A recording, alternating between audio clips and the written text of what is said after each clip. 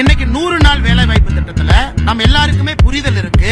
சம்பளம் ஒரு பர்சன்டேஜ், சம்பளம் 1% வேலைக்கான மெட்டீரியல், இது ரெண்டுமே மத்திய அரசு கொடுக்கறாங்க. உதாரணத்துக்கு நான் ஒரு டேங்க் கட்டுறேன் அல்லது ஒரு குளம் வெட்டுறேன், 100 ரூபாய் செலவுனா இன்னைக்கு 60-40 இருக்கு. அந்த டேங்க் வெட்டும் பொழுது சம்பளம் எவ்வளவு சதவீதம் கொடுக்கிறோம், டேங்க் வெட்டுறதுக்கான உபகரணம். தமிழ்நாட்டுல இன்னைக்கு நிலுவையில் இருக்கக்கூடிய சம்பளம் 87%. மொத்த காசுல 87% சம்பளம் பாக்கினா அது 60-40 தான் இருக்கும். அப்ப 87% சம்பளம் பாக்கினா நீ போலி கணக்கு எழுதுற.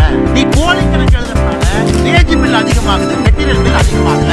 இதையெல்லாம் நான் மத்திய அரசுக்கு கடிதமாக ஆதாரப்பூர்வமாக ஈரோட்ல ஒரு பஞ்சாயத்துல மட்டுமே நடக்கக்கூடிய தவறுகள் நான் கடிதம் எழுதி 15 கோடி கிராம மக்கள் தொகை, 23 கோடி யூபி, அவன் 38,000 கோடி, 8 கோடி மக்கள் தொகையில 3 கோடி கிராமப்புறம், நாம் 39,000 கோடி. இந்த மாதிரி அல்வாவைங்க இந்தியால பாத்துருக்கீங்கன்னா இதை நாங்க பேசக்கூடாது. இதுல அடுத்த கட்ட அல்வா பாருங்க. இதுல கிராம சபையை கூட்டுறாங்க, எல்லாம் கிராம சபை ஒடியாங்க. சரி, மக்கள் ஏதாவது ஸ்கீம் அனௌன்ஸ் பண்ணுவாங்க போனா மோடிக்கு எதிராக கொடி பிடிக்கிறோம். அதுலதான் கிராம சபையில மக்கள் கொண்டு எழுதியா 39,000 கோடி அந்த மனுஷன் பணம் கொடுத்துருக்கான். நீ பொய் கணக்கு எழுதி அந்த மனுஷன் தெரிஞ்சும் பணம் கொடுத்துருக்கான் மக்களுக்கு போட்டு.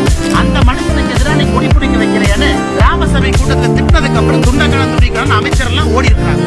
அண்ணன் கே ராமச்சந்திரன் பார்த்து. அதனால் எங்களை பொறுத்தவரை மத்திய அரசு ஒரு சிறப்பு அதிகாரிகள் குழுவை போட்டு தமிழ்நாட்டுல 39,000 கோடி ரூபாயும் ஆடிட் பண்ணி இந்த பெருச்சாளிகள் எவெல்லாம் பணம் திருண்டானோ 4 சிறைச்சாலையை மத்திய அரசுடைய பணத்துல கட்டி அந்த 4 சிறைச்சாலையை நம்பிட்டு தான் அடுத்த பைசா.